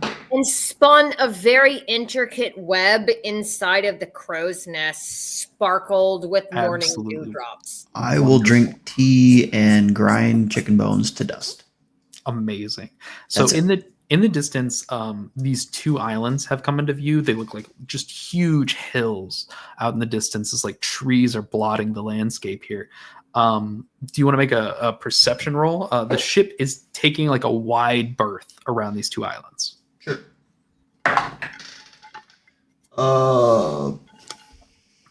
10. Okay. A 10, a 9. Did anybody else roll? 24. Fucking 24. I know. I've been at like 6 and under for the last few sessions. Okay. Gerda, on a 24, and because you are so in tune with nature and animals, right? Normally on a different scale of nature and animals, still in tune, right? As you're looking, something catches you that's off about these two islands. Almost as if like they're moving with the ocean. And then you stop yourself as you have that thought. On a 24, it's not so much that they're moving with the ocean, it's that the ocean is moving with them around it. Those of you on the lower perception, you don't catch too much of this, just that like the movement of the ship has gotten a little, it's different. It's like almost going against the waves here. Gerda, as you're looking at these two just massive islands that are just sitting there, those are really close to each other, almost as if they're touching. And then as you're looking from the crow's nest with the 24, it's like one of the islands juts forward. It's like maybe they're it's made back. on top of living creatures and they're not stationary islands. It's almost like they're made on top of living creatures and they're non-stationary islands. Do we have what is it? Not a monocle, a Telescope? Spyglass? Yes. You've not seen anyone with a telescope. This is a ship for what kind of gods do we worship here? Nereid is the god of the sea. For Nereid's sake, where's a spyglass? But really, there's none in the bird's nest and crow's nest. You don't see one up in the bird's nest. No. And the crow's nest that you are in does not have anyone in it. Yeah, it's just me. Well, shit. And I can't bring anyone up here. Is anyone even going to believe me? I don't think my constitution is very high. Seriously, are people going to believe me when I come back down? We'll find out. I promise am on drugs, but on a very standard level. So I promise you can believe my perception. This is my Gerda, baseline, homies. as you watch that island just kind of like jut forward for a second and then move backwards, maybe like 5 to 10 minutes later, a wave hits the ship and just rocks the ship a little bit. How far are these islands? Right now, they're just at the edge of your vision.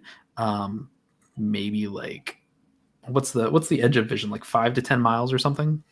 Are we heading On a toward crow's them? nest? Ooh. Yeah, Tilvius would know.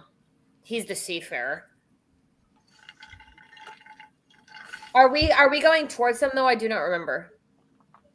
You are currently on a trajectory to go around them. Like you're making a berth around them to head north. So we will never be closer than the distance we are at now? No, the ship is taking great pains to stay away from those 2 islands. Well, I feel like somebody more charismatic than I should ask a crewmate about it. Because I'm intrigued. You can head down and relay what you've seen to everybody. Well, So someone in a crow's nest can actually see the horizon's about 12 miles away. Yeah, so about 12 miles. okay. Well, I wouldn't say belay. I will scuttle down haphazardly. Gary, once again, this isn't fair. What? She's talking to me. He's talking to me. It's not fair how easy you scuttle. What? You're making it look easy as after You Yari scuttle. fell. Oh, I see. I know. I'm sorry, you poor thing. Don't worry about it. But yes, I will fumble about and scuttle down. Oh my god, the cat. And everybody, we love Chowder so much. And is everyone hanging out right now? Who's the closest to me? Yeah, I think just about everybody's on deck, just kind of chilling about. They've all finished kind of what they were doing and are talking to individual crew members or staring out at the horizon. Maybe they're looking off to the right at the reef in the distance. Maybe they're looking at the islands. Listen up, party. I just saw something. Monday. I need... What? It means what, but the respectful way. Listen up. Okay. I just saw these 2. Can we see them from the deck? Yeah. I just saw these islands over there. They are not stagnant. At least one of them's alive. I saw it literally scuttle in the water, and we're taking great pains to avoid it. So, like, Tilvius, you're a seafarer. What the fuck is going on? I have no idea. But I rolled a 22 on my insight check just now, so I believe her. Yeah, 100%. You think that Gerda thinks those islands are alive. You have no idea if that means like there's something under them, or if she's talking like those are some living fucking trees. I think that the island is built on the back of a great shell, which scuttles about. So it is a complete ecosystem. However, the shell is like this and the island is on top. And maybe the edges of the shell close to the water, if there are any inhabitants on the lower side, have been carved out to like steps or something. Compa. As Gerda is talking, Yari goes leans on the edge of the boat and like tilts her little spectacles down and takes a gander, and I got a 23 perception. Okay. As you look out, on that 23 perception, because when you're not from the crow's nest, and you're just kind of looking dead on. You catch much the same, where like those islands are moving. Those are moving islands. That is weird. And you also clock that, they're not moving with the ocean. The ocean is moving with them. And that's weird. Guys. Yeah, Gerda's What? 100% on this. Oh, this is like the She first is. time anyone's ever said that. She's Thank you. 150% on it. Quit flattering me. Actually, he puts up the- the turtles in this area, they all came from those two places, the two islands, Senor Burt and Senor Barg. They were dragon turtle islands. Stop. See? Like, actually? So wait, how do you know that? There's two turtles, giant turtles, one named Berg and one named Barg. Yeah. And these things, like the big turtles swimming around, are baby giant turtles. Yeah. So, like, why are we avoiding these islands? Are they, like, violent? Or is our captain just a pussy? Worth noting, those islands are very big. If something is under them that has a head, it could probably eat the whole ship, like in a gulp. Like, it's pretty big. I'm sorry if I stole your thunder. No, you're good. That was the point of it. You did great. Thanks. But I mean, like the omniscient voice we heard in our heads, if the islands are very big, the thing that's holding them are going to be very bigger. That was really bad grammar. Way bigger. So I can't believe I'm saying it. Gerda, you're right on the nose. The dragon turtle's nose. You're muted. That was kind of a backhanded compliment, but thank you so much. Okay, so we're going around. Somebody saying I'm right once, so. Thanks, Okay. buddy. So on one side, we're going around giant islands that are creatures. The other side, we're going past reefs that would tear the ship apart if we were going over them. So you were heading basically, there's a reef here, the turtles are here. And you are heading all the way around the turtles because you cannot go to the other side. Cannot go between the reef and the turtle, you're saying? Right. If you were to go between the reef and the turtle, you are very close. Like, so how strong is the wind? How strong is the natural wind? That's a great question. As you're sitting here, and you're kind of paying attention to the wind, roll me Arcana. Can I give him guidance? Sure. It's not worth it. What is it, D4? Yeah. I mean, 12 total. Hey, Yeah, I mean, on a 12, as you're kind of like looking up, and you're kind of paying attention to the wind, you kind of like stick a finger out the side of the ship. You're almost like sailing into the wind here, like you were sailing straight into a headwind. But as you look up, the sails are puffed out and pushing you forward. Can I also make an Arcana check on this? Yeah, go for it. Yari goes, we're not traveling with the wind. Is this magic stuff? I think this might be magic stuff. 17. There is something going on here that is unnatural, and definitely magical with the sails. You don't know if the sails themselves are enchanted or if somebody is casting a spell like gust of wind or something on them continuously, but something magical is going on to propel this ship forward beyond the ruins that are carved into the bottom of the ship. When I was skulking around, I didn't see a plate. Right. You did not see a plate, not in plain view. Could the mast be plates? No, no, no. There very well could be plates hidden inside the ship, but you saw nothing that was readily available for you to touch. Yeah, I mean the masts might be magic items, but I mean, Argyle, have you ever seen a plate? I mean, I've seen them. They don't look like much, but I've seen a plate before. I don't think I've ever seen a plate, and I don't think where I would come from would have plates. You would have seen very small plates, probably nothing bigger than like 7 or 8 inches in diameter.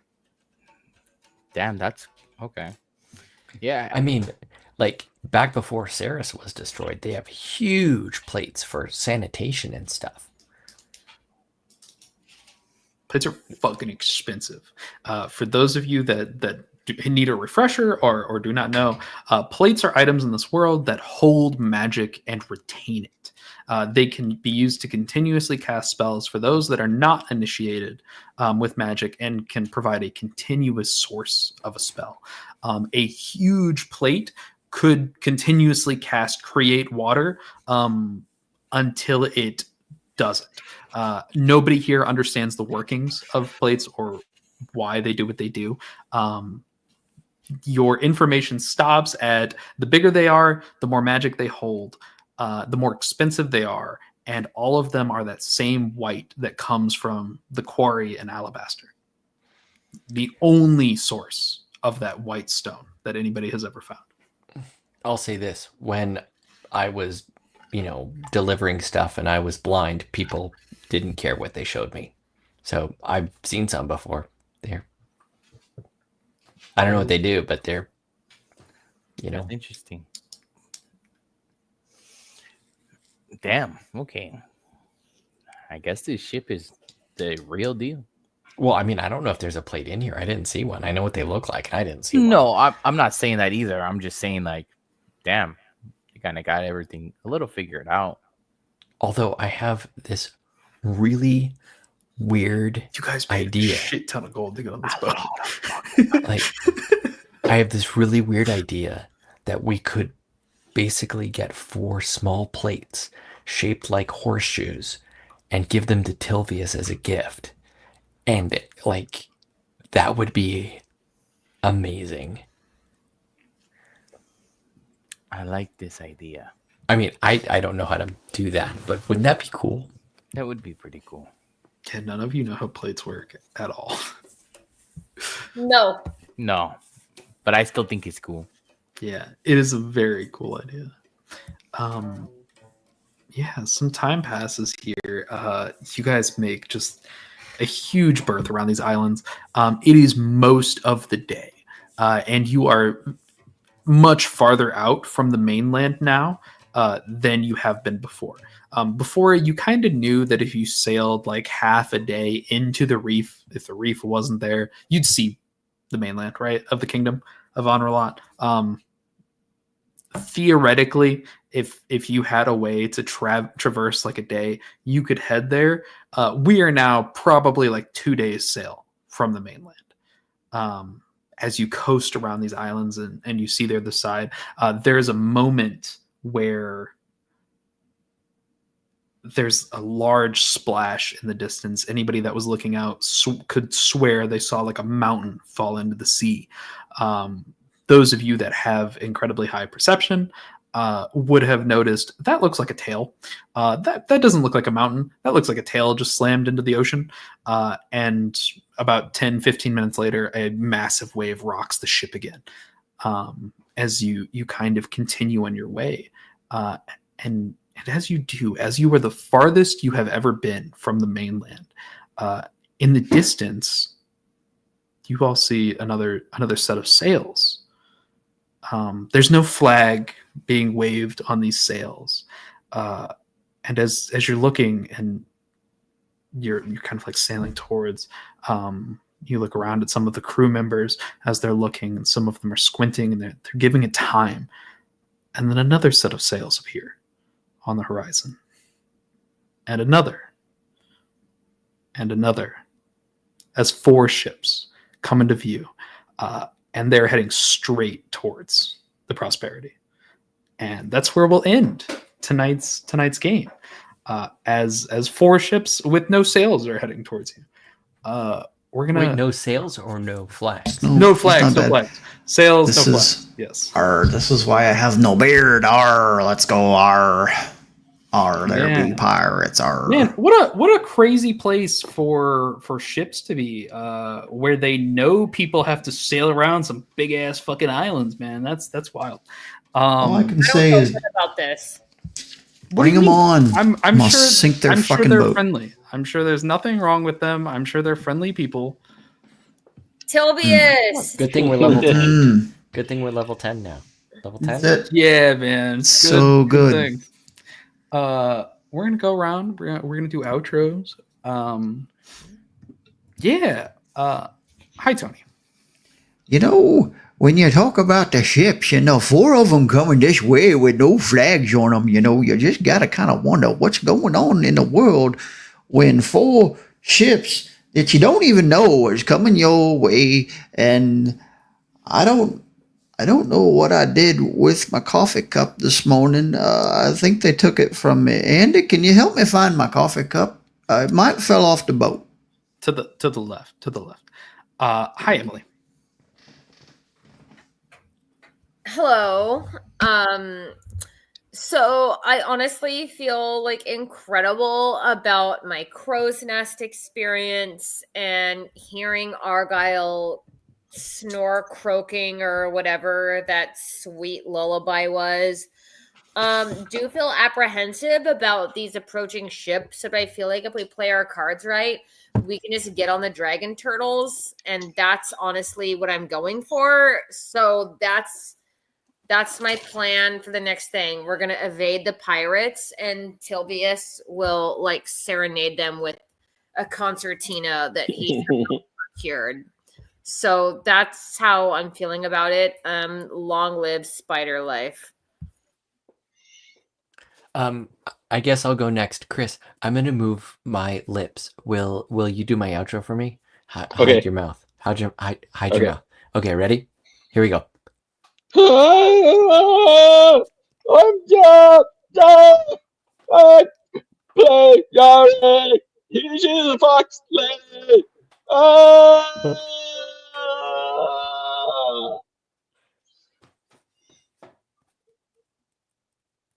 Oh, that was it. You got to do their voices. I'm Oh, not right. careful. Oh.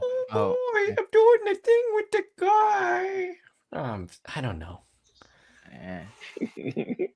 Mine wasn't as good as yours. Argyle, take it Yeah. over. Have you ever when you dream when you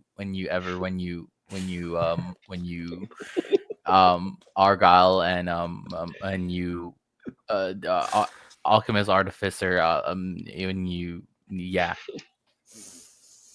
I guess it's Chris's turn. I guess so. I'm Chris. I've played Tilvius So the Centaur, profound. who was once kind of a pirate, but not by choice. So we'll see how he goes up against some other people who might be pirates by choice. Chowder says don't do drugs and stay in school. Ow. Absolutely. That's not what he said. That's not what he was like. That's 100% what he words said. in my mouth. 100% what he said. I am Dakota Orshiro. This has been Unveiled. I think we're back with it again next week. Why do you guys think it's pirates, by the way? They could be just friendly people. You would never give us friendly people the first time around. They could Wait, be Chris. part of the Imperial Navy, come to invade the kingdom. Chris, do my voice again. Okay.